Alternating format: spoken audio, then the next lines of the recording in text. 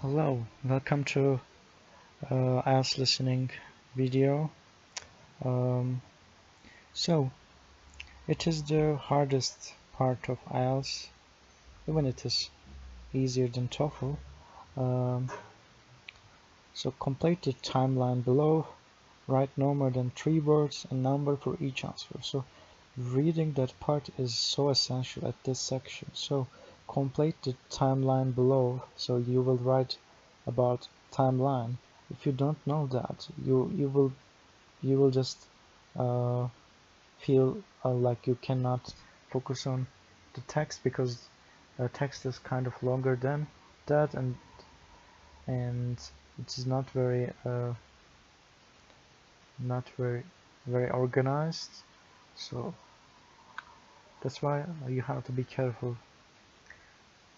So we should start, I think. Let's start. Section 4.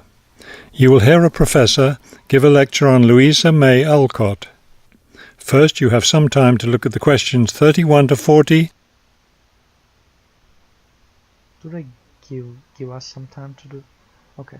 At age 17, Alcott wrote her first novel or second novel or book. In her teens, Alcott worked to... Now listen carefully and complete the timeline in questions 31 to 40. Good afternoon. Today I'd like to continue our discussion of the lives of prominent American writers by talking about Louisa May Alcott, one of the best-known 19th century writers. Alcott is known for her moralistic girls' novels, but she was a much more serious individual than those novels might lead one to believe. She was born in 1832, the daughter of Bronson Alcott, who was one of the founders of the Transcendentalist movement. Bronson Alcott was a philosopher, but not a provider, and the family lived close to poverty.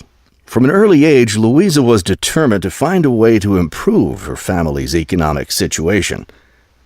As a teenager, she worked to support her family by taking on a variety of low-paying jobs, including teacher, seamstress, and household servant. Alcott also started writing when she was young. She wrote her first novel when she was just 17 years old, although it wasn't published until many years after her death. It was called The Inheritance. In 1861, the Civil War broke out. Alcott worked as a volunteer, sewing uniforms and bandages for soldiers. The following year, she enlisted as an Army nurse. She spent the war years in Washington, nursing wounded soldiers at a military hospital. While working at the hospital, she wrote many letters to her family at home in Massachusetts. After the war, she turned the letters into a book, which was published under the title Hospital Sketches.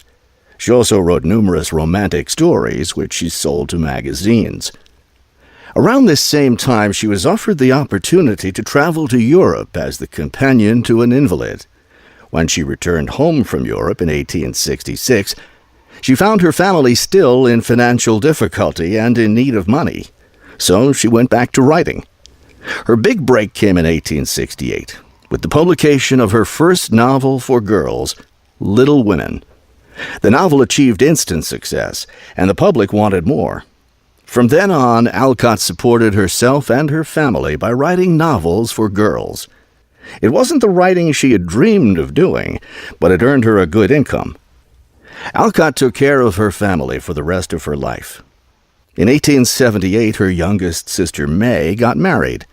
A year later, May died after giving birth to a daughter. Louisa Alcott raised her sister's orphaned child.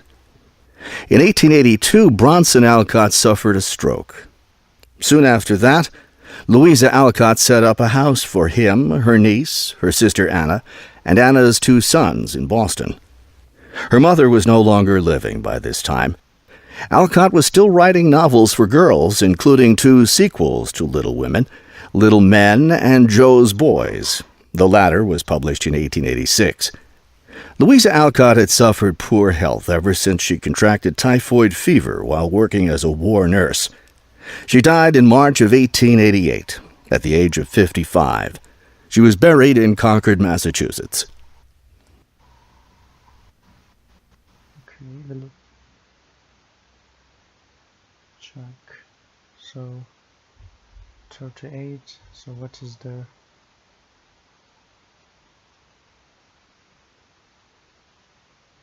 May? Okay. Thanks for watching this video and have a nice day.